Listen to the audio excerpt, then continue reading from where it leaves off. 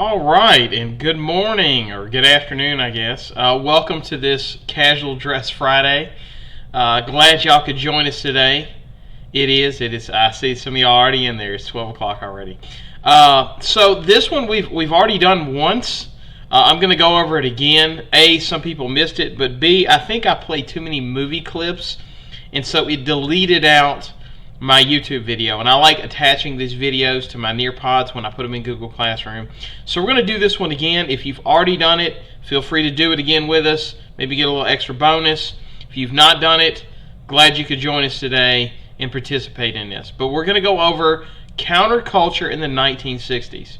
Okay, I lost my little partner in crime. My daughter's actually with her mom this week, so I'll be flying solo. Hopefully, I think my wife might join me here in a little bit to help out with the live stream. But I want to thank y'all all for your dedication, your education, and showing up today and participating. I do appreciate it. I know this is really tough on everybody. It's really hard dealing with this virus. Yeah, grab your seat. Just sit kind of to my side here. All right, let me introduce myself. Myself is Jacob Waldrop, and I'm a U.S. history teacher at Broadmoor High School.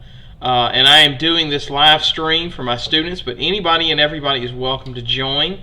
And I am joined today by my lovely wife, my better half, Mrs. Waldrop. Hi, my name is Rachel Waldrop, and that's it. In case you cannot tell by her accent, she is from Indonesia, so a lot of this might be new to her as well. So should be fun. I can get some actual reaction from her, being able to participate kind of as a getting this without the historical knowledge from having grown up here. So let's get going. I see that we got some people already in here, and we're going to go ahead and get going. Oh, Ms. Patel says hi. Hi. So, hey, Ms. Patel, welcome aboard. Let's see who we got in it so far. Okay, looks like we got Mr. Carino, Jesus. We got Nirali, and we got Noel. So glad y'all could join us today. We might have some more people show up, hopefully. So we're going to get going. Okay, so to begin with, the 1960s begins a massive movement of protesting the war in Vietnam. Okay, of course, the war in Vietnam is really going to be part of that other podcast I did on specifically war in Vietnam. So we're going to kind of touch on it a little bit throughout this podcast, but it's not going to focus heavily on it. But it's kind of hard to avoid, right? So a lot of the events that take place in the 1960s is going to be in relationship to the war in Vietnam. So it's kind of unavoidable. But again, if you want to get more in detail about what actually happened in Vietnam, go check out that live stream for what happened on the war in Vietnam. But it's going to play a heavy focus on all the events that happened during this era. Now, much of the protesting revolves around the fact that in the middle of this war, they decided to institute a draft. Now, the thing that makes there so much protest in this is the draft is not seen as being done fairly, right? The people that are poor, middle class, they're almost always called to draft. Meanwhile, the wealthy have a way of getting out, right? Whether it's through political connections, bribing your way out, however you go to do it, right? And the people that are able to get out of service are referred to as draft dodgers. Right? If you ever heard that CCR song, Fortunate Son, kind of becomes a theme song for Vietnam. I would play it, but I'm fearful now of playing too much music out of fear that they're going to take down my YouTube video. But if you look it up, the CCR, Creedence Clearwater Revival, Fortunate Son. Which one is it? It ain't me. I don't even want to sing it, I'm afraid. And I'm terrible at singing. So anyway, they're referred to as draft dodgers. So my kind of question is, if you were drafted, how would you feel if rich people got to avoid the draft, right? You're out there, you're serving in the front lines. You know, the Viet Cong are shooting at you. Meanwhile, some senator's son, he gets to avoid a draft just because his dad's well-connected or he's rich or whatever, right? So how do y'all think that would make you feel? Well, it's definitely not fair, you know. Like, I don't want to risk my life, and people that should also being drafted are just getting away free because they're rich. Right. But Go ahead. It still happened today. Right. And I mean, it's always true in life, right? That people that are rich and powerful and well connected, they're always going to kind of have a little extra representation and so on and so forth in the government. But like with testing. Right, exactly, right. But I mean, this is one where it becomes specifically troublesome in regards to losing lives, right? You know, you don't want your kid to go out there and die, so some senator's kid gets to stay home, right? And it kind of creates this theme of like, you know, why my kid? Why does my kid have to go out and die for the cause, so to speak? That's right. It would be unfair. That's right. Okay, we're going to move on. Now, one of the things that this comes out of is something known as the free speech movement. This begins in '64. It's led by a student activist out of the University of Berkeley, California.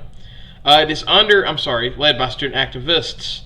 It is informally led by the leadership of a Berkeley student, grad student, named Mario Savio. Yeah.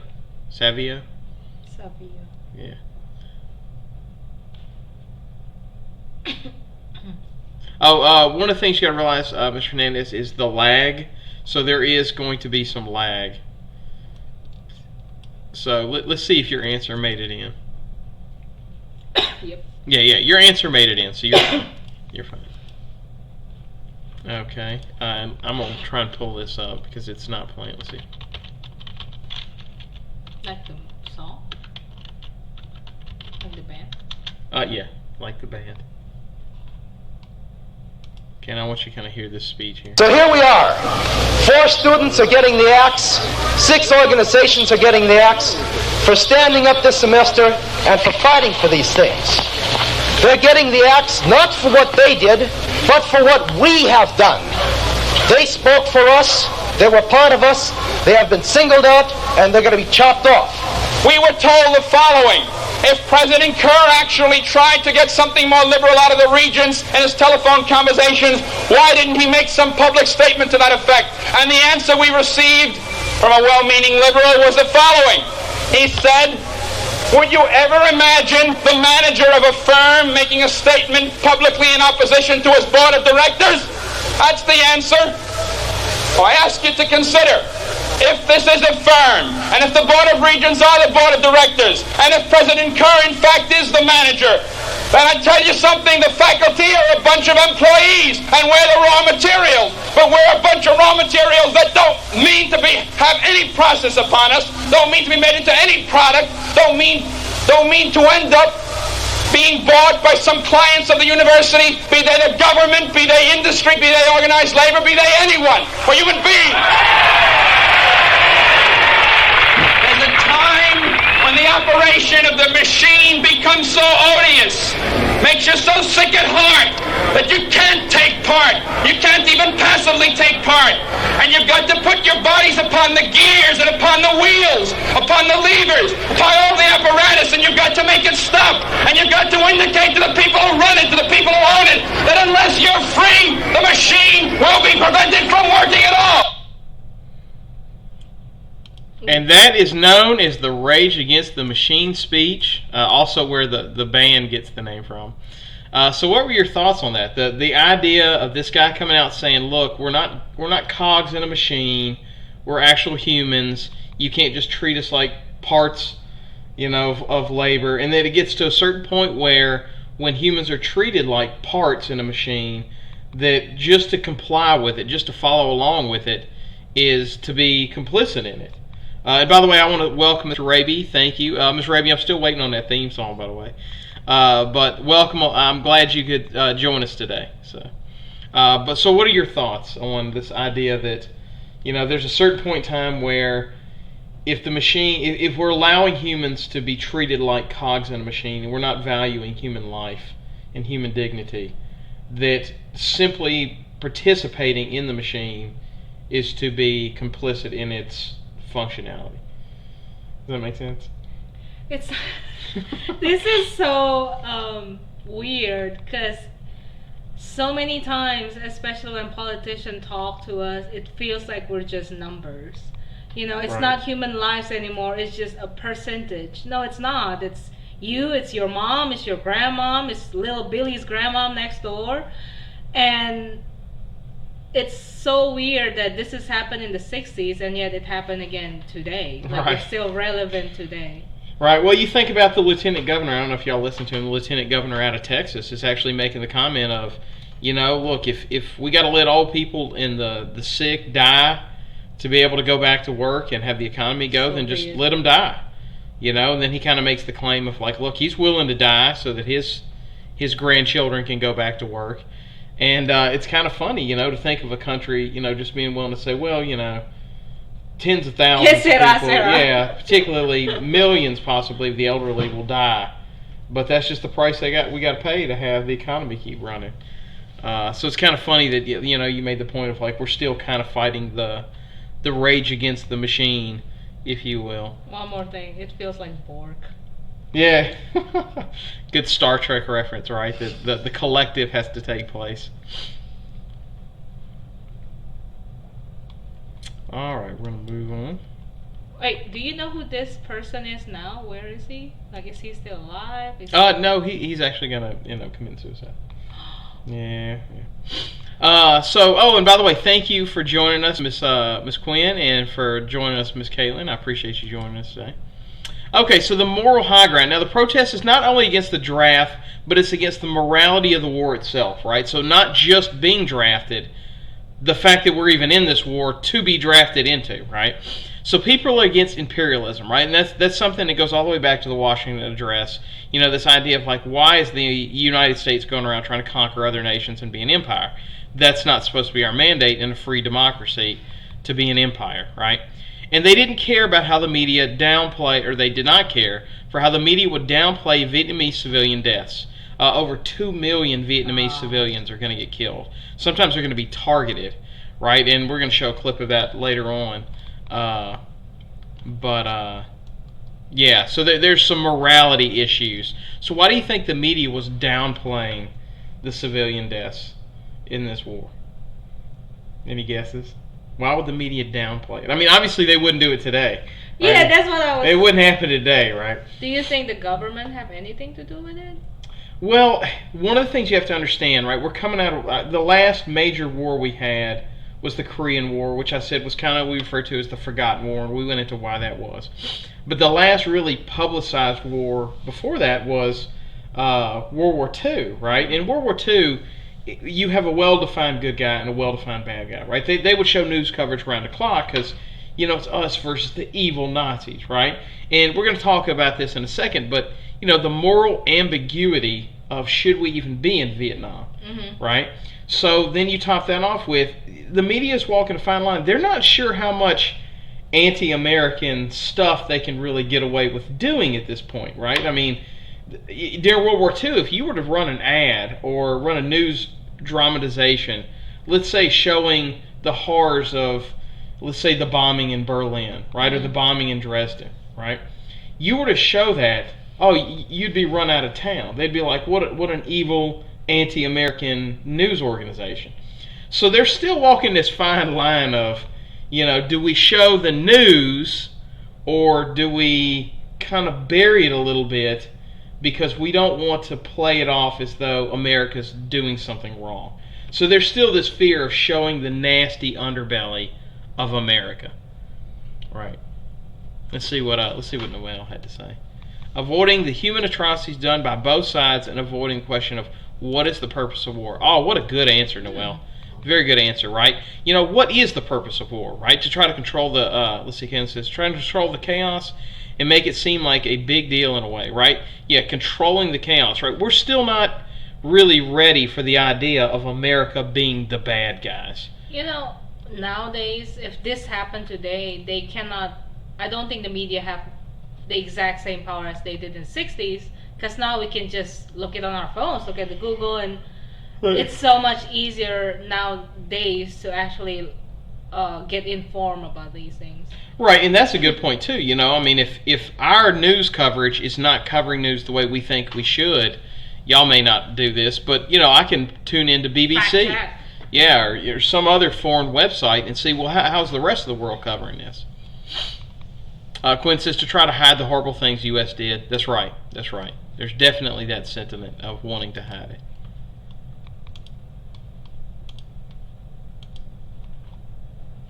All right. Now, on May 4th, 1970, a protest was organized at Keene State in Ohio over the bombing in Cambodia. And remember, I told you about the kind of illegal bombing that we were doing in Cambodia. Remember, Nixon had lied about it and said we were not bombing in Cambodia, when in fact we were. The Ohio National Guard is called out to break up the protest. Well, the protesters refused to disperse, and the event eventually erupted into violence. Soldiers began to open fire in 67 rounds over a period of 13 seconds, killing 4 students and wounding 9 others, one of whom would suffer permanent paralysis. And this is a famous photo that kind of captured it. Of course, there's this person that probably horrified her boyfriend just got shot here. So how do you think it would impact you to see students being shot by the National Guard? You know, I mean, I know I'm about to ask my wife who's past her high school years, but, you know, how would it affect y'all to see on national TV the National Guard being called in and shooting fellow students? But how do you think you would feel about that? So, to bring back where I'm from, Indonesia, we actually had this happen in May of '98. During those times is when we tried to overthrow the government because they're so corrupt, and they're, you know, in this kind of movement, so many times the one that's started the movement are students, college students. Same situation with us. So when that happened, you know, it's very surprising that you feel connected with this person. You don't know them personally, but knowing that they're also a student, they're also a kid, you know, I know they're over 18, but they're a kid with you, they're not the adult. Right. You know, it makes you feel like, oh my God, this is really serious. Right. Yeah, and that can't even go underplay too. You know, what a defiance of the freedom of speech, right? The First Amendment, that they have the right to protest. So,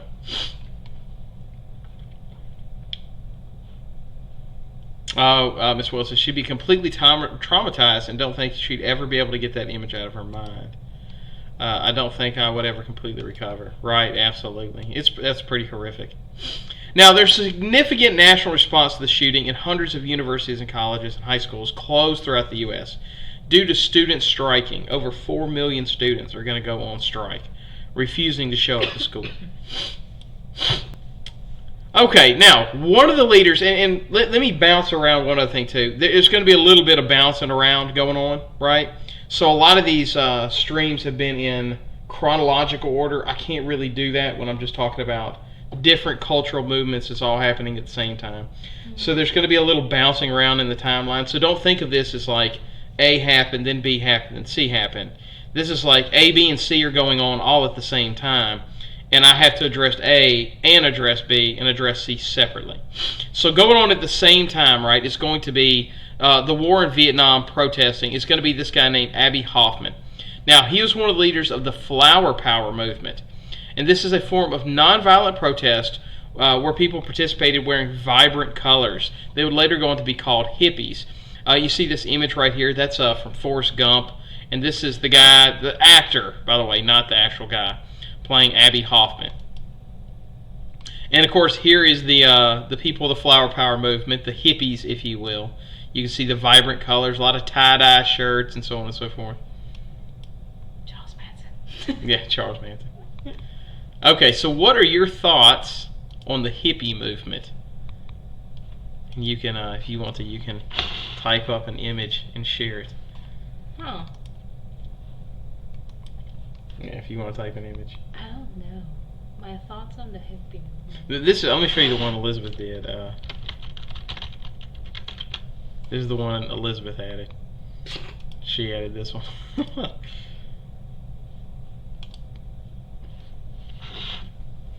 Oh, that shows up as teacher.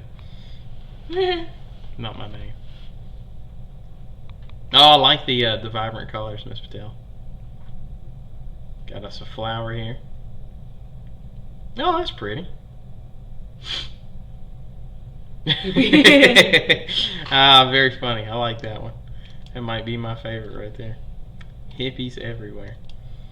Okay, Hoffman was later arrested for inciting a riot and conspiracy when a protest became violent in '68. He would continue his activism throughout the 60s and 70s and would later commit suicide in 1980.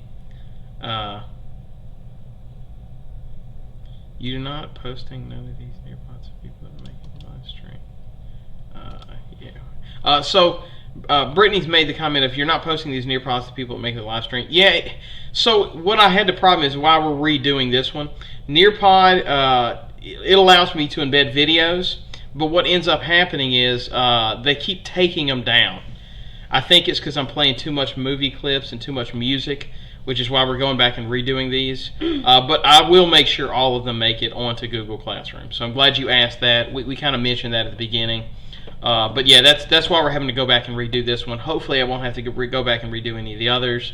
But YouTube has a funny thing about copyright infringement. So if I play too many movie clips or the wrong movie clip, they take them down. So I want to be able to have the live stream on Google Classroom, but that's kind of an issue I've run into. So if it does take one down, I'm going to redo it and probably just do it without. Yeah, copyright. That's right. That's right. Okay, so people also protested the war because a lot of people said it was illegal. Now, keep in mind, this war is based on that incident. We talked about it in the Vietnam stream. Was the incident of the Gulf of Tonkin. And this was the event where we just made it up, right? That the Vietnamese attacked this ship in the Gulf of Tonkin, and it never happened. It was just a flat-out lie. What? To get it. Yeah, it would be kind of like the Lusitania if the Lusitania never happened. We just told the American people. I mean, there was a ship in the Gulf of Tonkin, but they don't do anything. Yeah, nothing happened. Jeez. Yeah, we just made it up. So a lot of people would make the argument it was actually a civil war, that we had no business being involved, and also a lot of people argued about it being domino theory, hiding imperialism. Right? We're just using an excuse to be an imperialistic nation. And by the way, that's not a problem, Brittany. Yeah, we'll definitely have them all on there. I'm gonna make sure you have an opportunity to do it if you can't join the live stream. Okay, in 1968, the U.S. were enraged over a military operation called the Tet Offensive. Now, during this offensive, there is a photo that emerges of the Vietnamese general. I'm not Vietnamese. I thought maybe you could pronounce it. Maybe you'd do a better job. They have a different. But okay, so it's Nguyen Ngoc Nong Lowndes. Nguyen Nong Lowndes, I think. Sorry. Anyway, so this is the Southern Vietnamese general, and they have this photo. Of course, it's been re-edited to be in color. But they got a photo of him shooting a handcuffed prisoner in the head. And you can even see photos of him seeming to take pleasure from it and enjoying it. So then it starts begging the question of, like, wait a minute, why are we even helping these people? So why do you think this picture would hurt support for helping South Vietnam? Because it shows, what do you call it? Somebody just mistreating a prisoner of war, I guess. Right, and there's this sentiment too of, like, why would we help people that are like this? That are just terrible people. What is the reason America's over there? Well, I go into it more in elaborate detail, but basically, in a nutshell, we're trying to stop Vietnam from going communist. The North Vietnamese is led by a guy named Ho Chi Minh, who tries to conquer all of Vietnam. Is that why the Korean War also happened? You're trying to stop the spread of communism. Right, that's right. Did you go to Russia for that? Huh? No, because we didn't want to pick a fight with Russia. These are called proxy wars, where rather than fighting with each other directly, we just pick random countries and fight in those random countries. I don't understand. Well, I say random because targeted countries, I guess, would be better. Yeah, it's not like Vietnam have a whale or something. Right. It's just it's the symbolism of it, right? All these countries you don't want to fight. I mean, Indonesia almost fell to communism. That was a real fear there. And don't think for 1 second. I mean, the U.S. had their target set on Indonesia. If it looked like communism was coming there, y'all were about to get a whole big dose of democracy. Well, the fact that your dad knows my first president. Right. Yeah, because they were spying on him. Yeah, they were spying on the Indonesian government. Okay, also Oh, I coming know out of about this, these. also coming out of these is the Black Panther movement. Now, this is created due to a disparity in the amount of black people that are drafted, as well as the positions they held once they were drafted. They were often stuck to the very front lines and suffered heavy, heavy casualties. So out of this grew a growing movement called the Black Panther Party. And of course, they're the ones you could always see them symbolized with the black glove holding up the fist for black power. Right. So why do you think there were so many black people that were so displeased with the events of the war? Why were they particularly angry about what was going on? What do you think? When is the segregation end? Well, 64 would be the civil rights movement, the march. Uh-huh. It's going to be a periodical thing, right? So like it doesn't end immediately. Yeah. They put in the verbiage with all due haste. So define all due haste. I mean, you got schools 10 years later, and you know I kind of make the argument always here is, you know, here it is 2020. It's Yeah, you still feel it, right? Like you drive around Louisiana schools, you still feel it. It still feels extremely segregated. You know. Remember, there's this TV show that we watch, which I experienced also when I was in Indonesia. I never feel, hey, I have a different skin color. And in Indonesia, we have, you know, people looking very differently. But in here, like, I'm constantly reminded that I'm not white. Yeah, the show we were talking about, there's a show called Bob Hart Abishola that my wife watches. And, you know, she's making a comment of, you know, She's he's from like, Nigeria. Yeah, he's like, what's it like living in Nigeria? And she's like, you know, in Nigeria, I'm just a person. Most days, I don't think about the color of my skin. But here, every single day, I'm reminded the color of my skin. Like, I can't go a day without realizing, oh, by the way, whatever it is I do. If I'm a nurse, by the way, I'm a black nurse. You know, if I'm a doctor, by the way, I'm also a black doctor. Mm-hmm. You know, and I say that it's true for all races, right? Like, if you're an Asian, you know, and you're a secretary, you're constantly reminded, I'm an Asian secretary. I'm a Indian you have to, restaurant worker. You have to take which race you are in almost every form. Right. What was it today? Meals. My kids, they're doing this meal program, and they're asking about kids, do you need them to bring you meals? And one of the things they ask is, what ethnicity are you? And it's like, why does it matter? Yeah, why does that matter? Why do they need to know what ethnicity? I mean, is it like they're going to bring the black kids fried chicken and the Asian kids get fried rice and the Hispanic kids get tacos? I mean, what does it matter? The white people have Yeah. unseasoned chicken. Yeah, we you know, we just get, you know, grits and oatmeal or something like that. Okay, so the phrase Black Power comes from the slogan of the Black Panthers. And they would often raise their fist, of course you can see an image of it here, to show Black Power.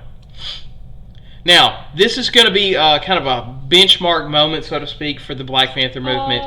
When in 1968, the Olympic Project for Human Rights was formed to try to create blacks to protest during the Olympics. A guy named Tommy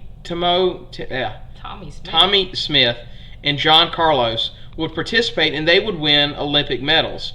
And I think it's the 200-meter relay. And when they win their medals, they would hold up the fist with the glove on it to show Black Power. Yay! And that kind of becomes a symbol for Black Power. Yeah. It's kind of similar to the knee thing.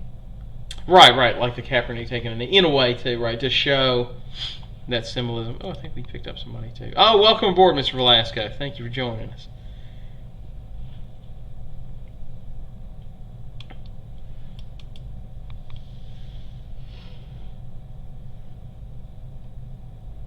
Oh, did you want to type an image? Oh, this is what Elizabeth typed. Quinn beat me to it. That's what Elizabeth put in last time. Wait a minute, hold on. If you want to put an image in, go ahead, do your image search.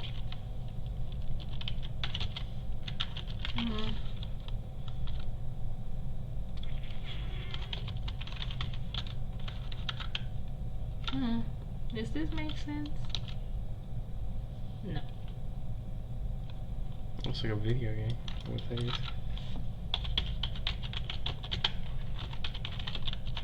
Oh wow, okay.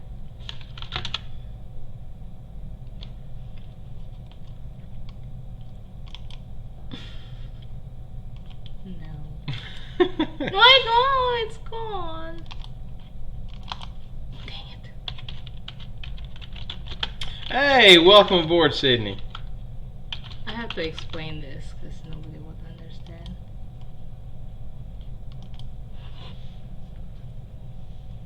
Never mind. There we go. Alright, go ahead. Okay, I know this picture probably doesn't make any sense to anybody, but Bhinneka Tunggal Ika in my country, it means unity in diversity. So I feel like we have a lot of different looks in Indonesia. If you just look up Indonesian people, we look so differently. There's some people that are like darker than me with curly hair, some people that's have light skin and straight hair. It's just everyone looks so different. But in 1945, when we declare our independence, one of the things that we hold on to is Bhinneka Tunggal Ika. Means although we are all different, but we're stronger together. I don't know if that makes sense. No, it makes sense. There it is. That's right. It gave them the courage and strength to be proud of their race. Right? And that's kind of at the heart of it, right? The idea of being proud of your race. Now, also going on in the 60s is the British invasion. And this is a cultural phenomenon where music comes in from the United Kingdom and begins to dominate the U.S. music industry. At the top of that was the Beatles and the Rolling Stones. All right, let's see. I don't know. I'm kind of fearful of this, but we'll play just a little bit. Just play just a taste. And I'm not going to play the where you can see it because I'm afraid. When smartphones are expensive. I know. Advertising. I'm going to play it in 11 seconds. Is that the magic time? Well, that's how long I have to listen about Samsung Galaxy 20. I don't know how they jump from the 11 to the 20.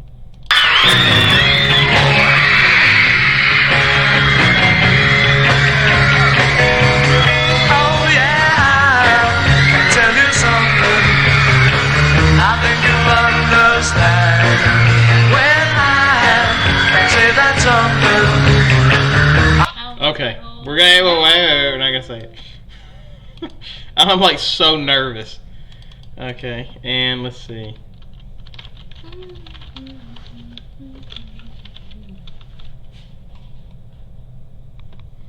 And this one, this is the Rolling Stones. I look inside myself.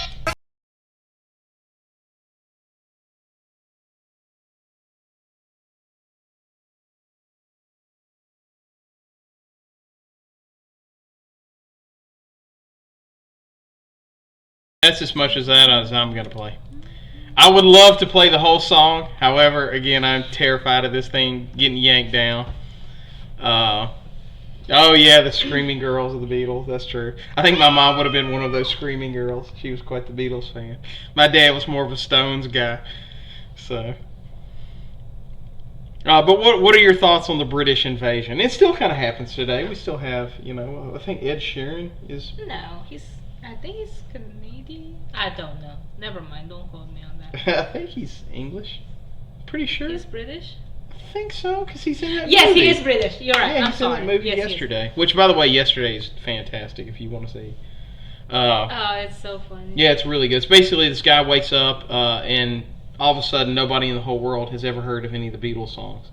So he's a struggling musician and he just. New person, Leduc. Yeah, Sidney Leduc. That's right. That was this person, Flower Star. What up?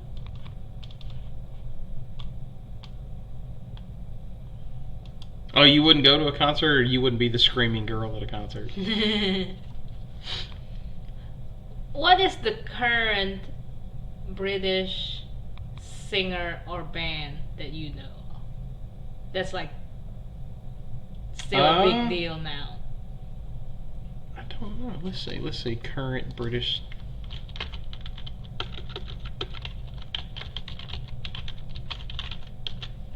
Adele. I mean, I love her. Let's see. Coldplay. Haven't heard anything from Coldplay while. Franz Ferdinand, they have like one big song. That's it. This is the bottom. Let's get to the Number one.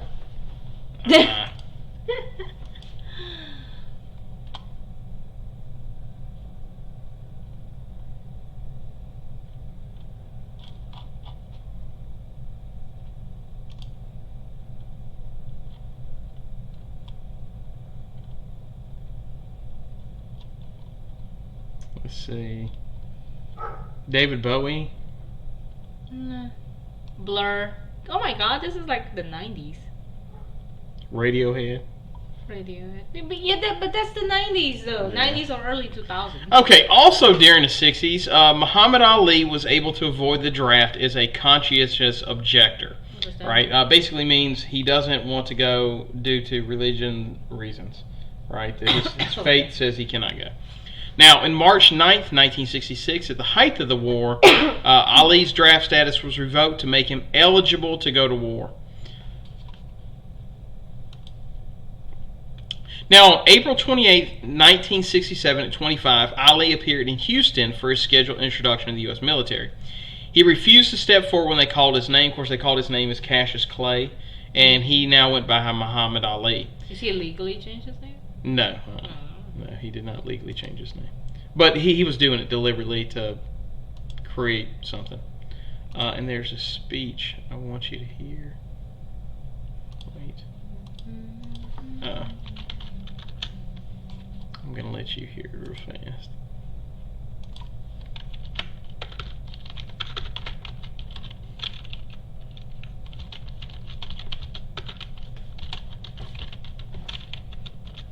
I wish they have it with, Cap CC. Okay, and I kind of want you to get this speech. Wonder what people without all-wheel drive capability are doing right now. Introducing the all-new Seltos. Okay. I ain't draft dodging, I ain't burning no flag, and I ain't running to Canada. I'm staying right here. You want to send me to jail? Fine, you go right ahead. I've been in jail for 400 years. I could be there for 4 or 5 more. But I ain't going no 10,000 miles to help murder and kill other poor people. If I want to die, I'll die right here, right now, fighting you. If I want to die, you my enemy, not no China. Let me see if I can find the actual one, because the actual one's pretty good. Held his own against students who had a far better formal education than he. I'm saying you talking about me about some draft, and all of you white boys are breaking your neck to get to Switzerland and Canada and London. I'm not going to help nobody get something my Negroes don't have. If I'm going to die, I'll die now, right here fighting you. If I'm going to die, you my enemy. My enemy is the white people, not Viet Congs or Chinese or Japanese.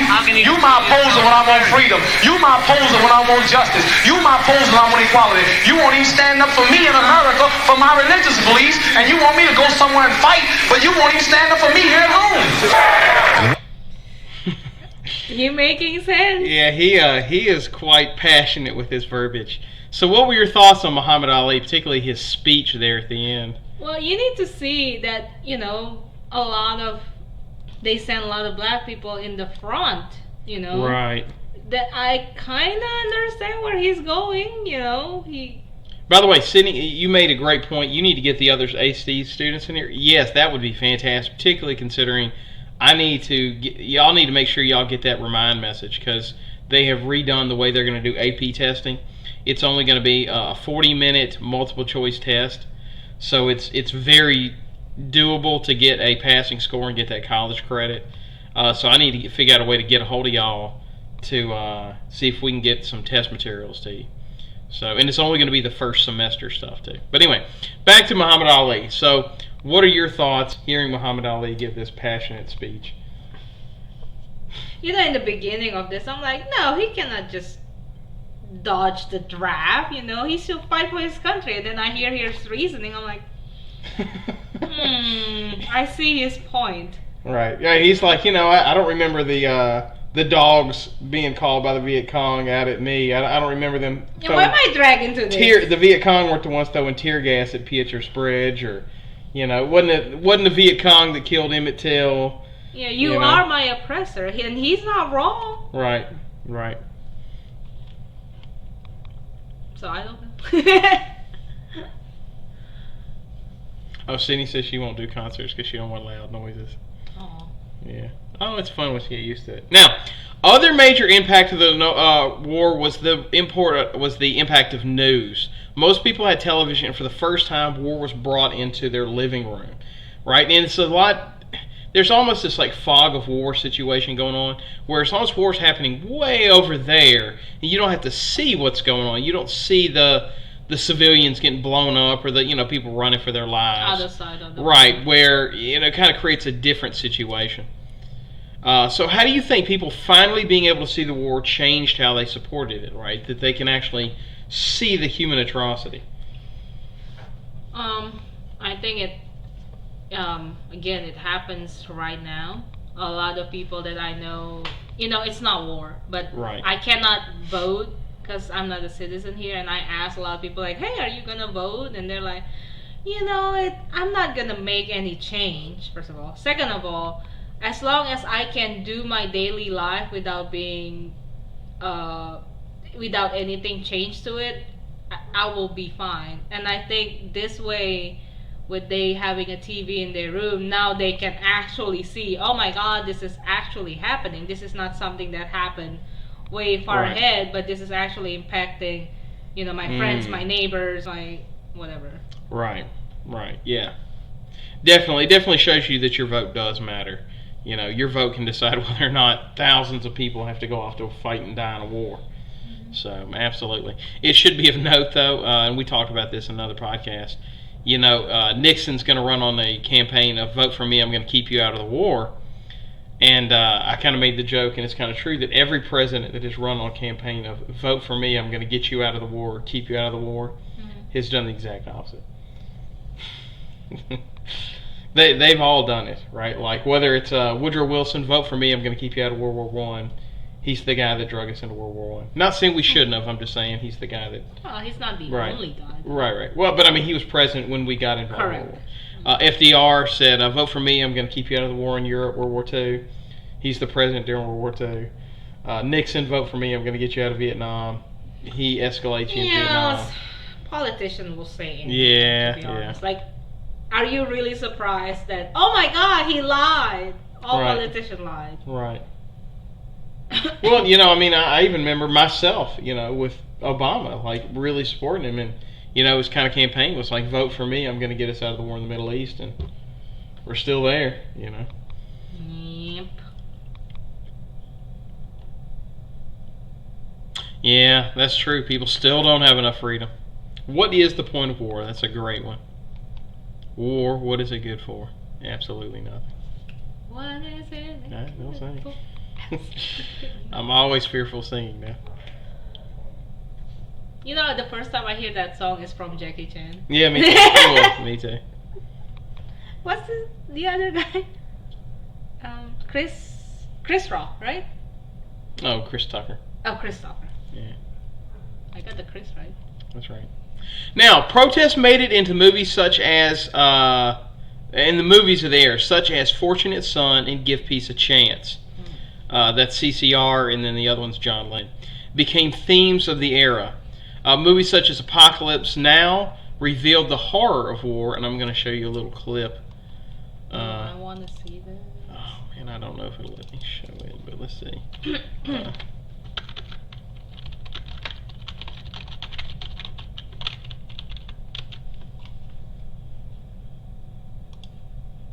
How fast does Dove Dry Spray actually... We don't care about 12 seconds. Unbelievable. Maybe if I show just a little bit corner, it's not going to stick it out. I don't know. Maybe you should put like, I don't... Okay, so it shows the helicopter. They start playing the flight of the Valkyrie. So it sounds like, like a, hey, let's go. These are the good guys, right? But then you see a little school with kids playing, and here comes the helicopter.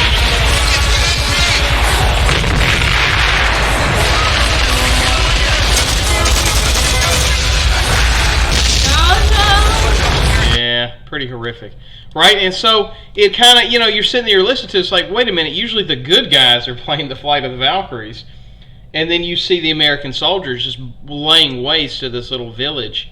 We're not going to play the movie clip. So what were your takeaways from that clip? That this movie kind of shows what's going on in that situation. What were your thoughts on that? Well, it's easy for us to say, oh, good Lord.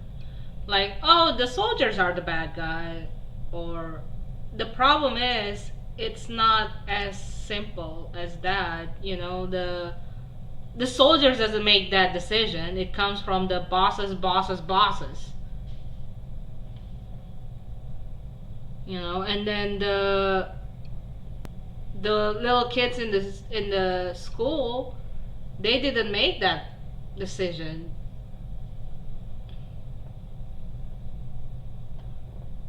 Is America the bad guy? Oh, somebody just sent me a remind message that said, they got that message from the district that we cannot do Zoom meetings or anything like that. And that is true. With the districts come in and said, no Zoom, no Google Hangout, nothing like that. Because in that scenario, you can interact with me, right? But, because I already asked permission to this is fine because I'm streaming, and the only thing you can do is type on Nearpod or type into the chat. So there's no back and forth video interaction. So apparently that's fine. So we're good to go on that. Somebody had asked. Well, the takeaway is America the bad guys, right? And that's kind of what the question of Apocalypse Now really is America the bad guys? That's kind of the theme of the movie. Who is the good guys in this war? I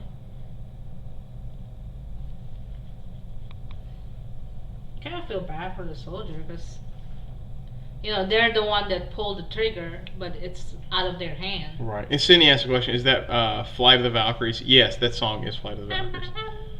Which I think that's in the free and public domain because it's so old. But I know that movie clip is not, and I'm fearful of. I don't want to keep saying that like a broken record, but you should put it in the description also. I do this for education. I don't own any rights. All rights goes to their prospective owner or whatever. Maybe that will help. Maybe. We'll give it a shot.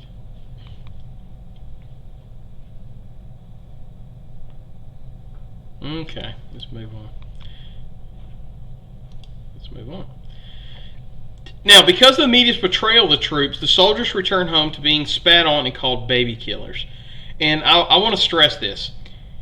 There were some real horrible atrocities that happened where the American troops really did some horrible, brutal things. But that was a small portion of the American troops, right? Most of the American troops, the overwhelming majority, they didn't even want to be there to begin with. Yeah, exactly. Right? It's not their choice. Yeah, Uncle Sam didn't come and ask them. He told them, hey, you're going to war in Vietnam. We're not asking, we're telling. Many of them return home with injuries. Many suffer from PTSD. And the way we treat them when they come home is just terrible. The government basically turns their backs on them.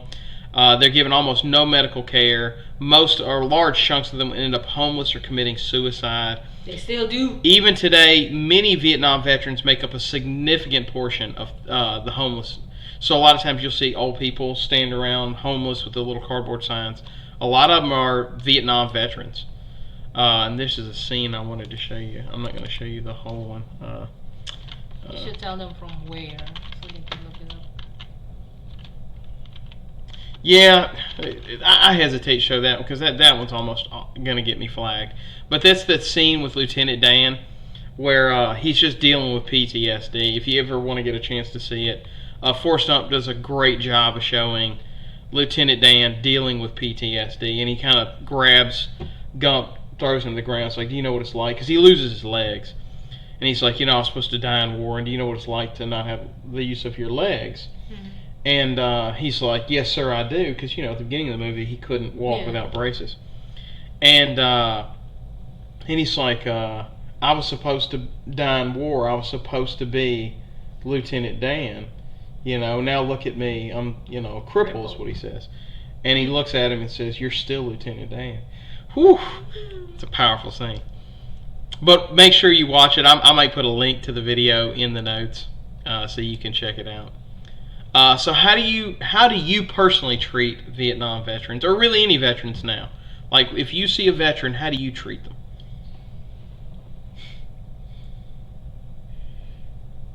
So I know that you personally, you will come up to them and say, "Hey, thank you for your service." But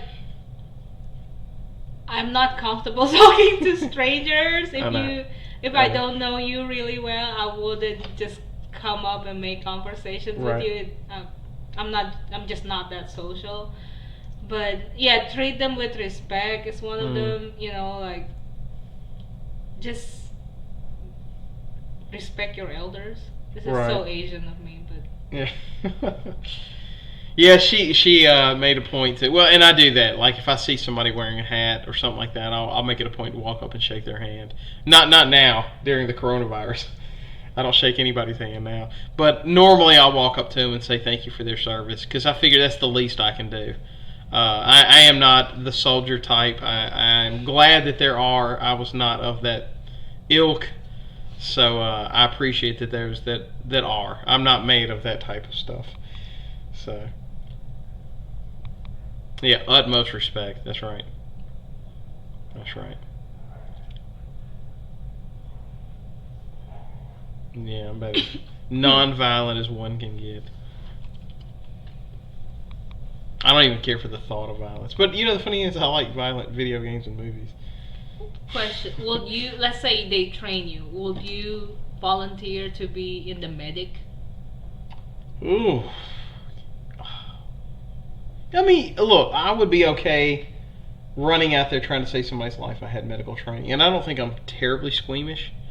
Only namaste instead of shaking hands. Yeah, that's a good strategy right now. That's right, namaste.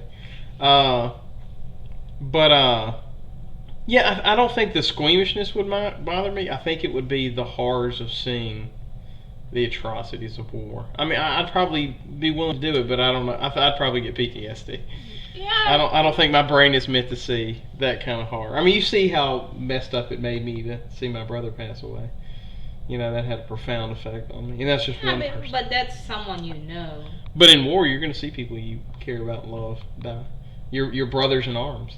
Yeah. You know? But if they, I would rather be in medic than be the offense. Right. Yeah, absolutely. Okay, perhaps one of the largest celebrations of 1960 is going to come in August 15th of 1968. For 3 days, nearly 1 million people to get together in Bethel, New York, to have a music festival called Woodstock. And this is going to end with Jimi Hendrix. Let me play it for you. Oops.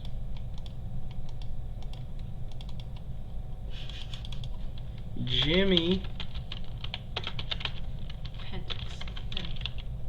National anthem. Playing the national anthem.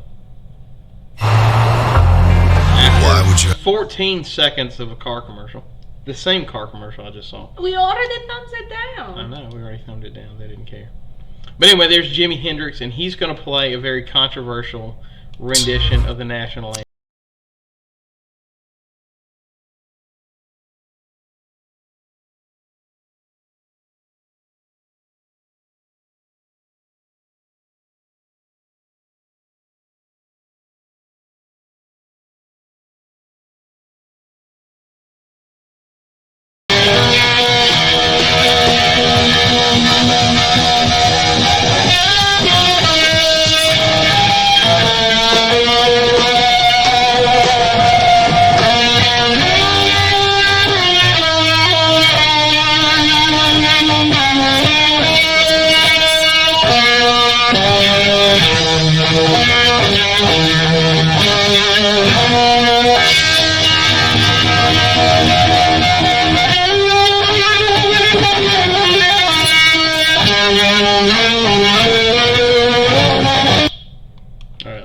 Too much of it, but although this should be in the free domain, I think.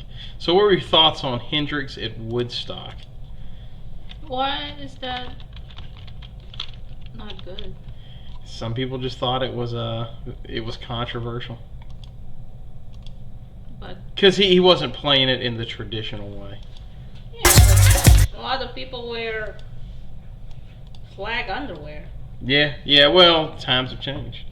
You know, it used to be you play the national anthem with respect, and they felt like he wasn't. So, but hey, it's one of my favorite versions of the national anthem. He butchered it. I feel like that's his weapon of choice. You know, he's a guitarist. That's what he do. If you watch the whole video, though, Noel, what he does with a guitar, just in that song, it'll blow your mind. There's a fine line between no sir and yes sir.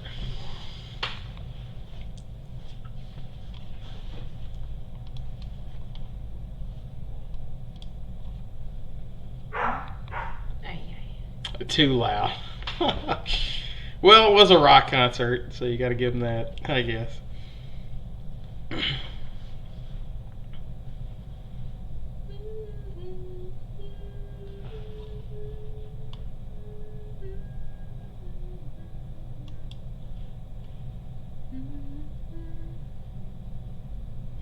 All right, and that is going to conclude our lesson on counterculture. I do want to thank my wife, Rachel, for participating with me today and helping me out with the live stream. And yeah, I just once again want to thank everybody that participating in your own education. I do appreciate y'all showing up. Again, eventually all these are going to get put on Nearpod, on Google Classroom. Hopefully, if they don't yank it down, I don't think they're going to yank it down. Last time it was like cutting in and out, and it hasn't done that yet. So hopefully it's going to be good to go. And I will be posting all those into the Google Classroom. I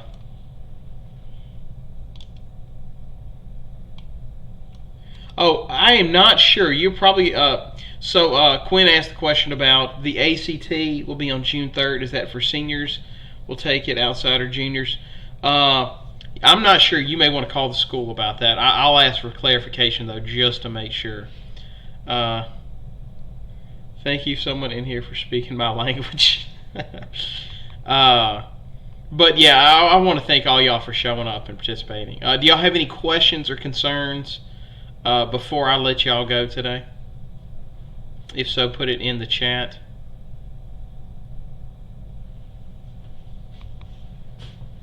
And I will make sure I get to it. And I want to make sure I reiterate this too. Y'all hang inside, hang tight. I don't know how long it's going to last, but I have a feeling it's going to last for a while. It feels like it's been months since we've been Louisiana, I've mentioned this in other podcasts, that we're the #1 on the planet right now as far as areas that are impacted by this. So please make sure you're inside, staying safe. Only go out in case of an emergency. I just need to get out and go hang out with my buddies. It's not an emergency. So please stay inside, stay safe. All right. Well, if nobody has any questions, I want to thank y'all all again for showing up and participating in the live stream. I do appreciate your dedication. Anyone got any more suggestions for animes? Netflix has a Dracula one called Castlevania that I kind of like. It's pretty good. Well, if you like detective stories, try Case Closed. Oh yeah, Case Closed is kind of like a Sherlock one. It's pretty good. So Mr. Tell asked a question. So there's no real date for school. To be honest, nobody knows. We're seeing some states just decide to go ahead and call it. School's over. We have been declared a disaster. They did in Indonesia. Yeah, in Indonesia they called school. I don't know. Eventually they said we are going to be able to unlock J Campus and put in grades. So I am recording who all is participating. So that's going to happen. But to be answered the question honestly, nobody knows. Nobody knows for sure.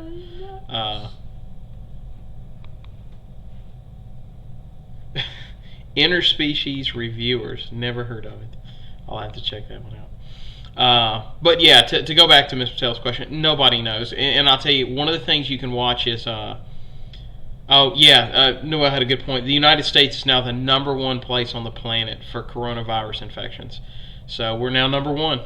And we have 300 million people?